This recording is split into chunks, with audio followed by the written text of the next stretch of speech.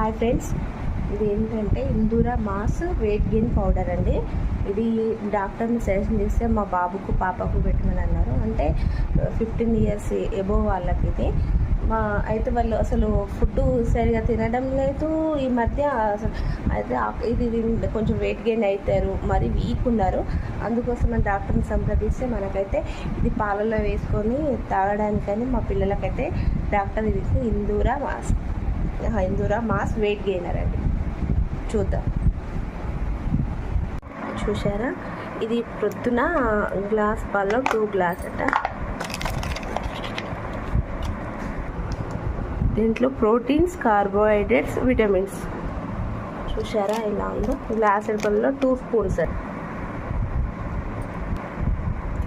చూద్దాం. వేడి పాలలో మాత్రం కలుపుతున్నా. ఎలా ఉంటుందో ఇప్పుడు వాడిన తర్వాతనే తెలుస్తుంది ఇది.